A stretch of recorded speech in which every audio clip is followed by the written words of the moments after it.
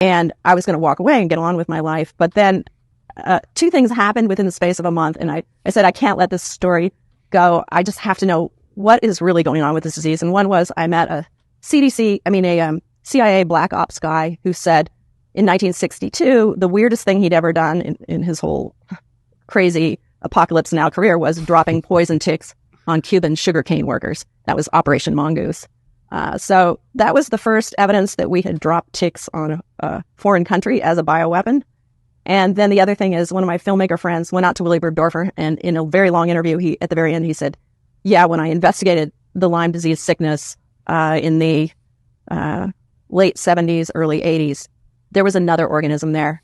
It wasn't just Lyme that was making people sick.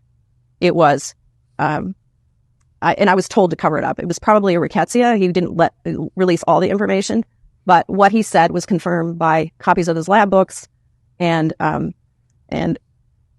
subsequent interviews that I had with him. Pardon my ignorance. What is the disease you described? The other one, Rickettsia? So it's a Rickettsia.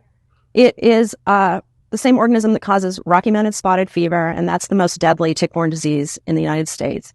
It also was a germ that was being weaponized by the U.S. military at the time, and they tried to stuff it in ticks.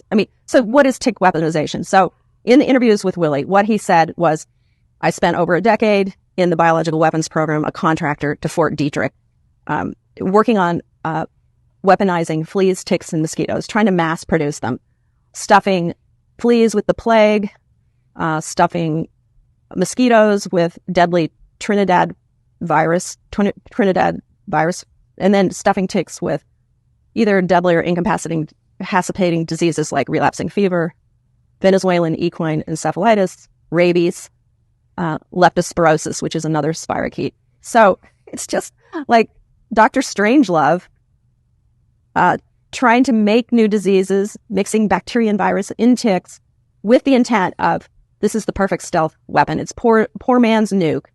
You drop these insects on an enemy. It weakens the population.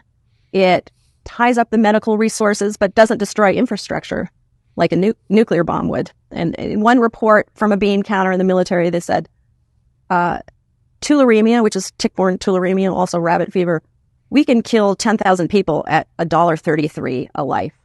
So anyways, it was just, there was more to tick-borne diseases than we realized, and I began suspecting that Willie was right, given this context.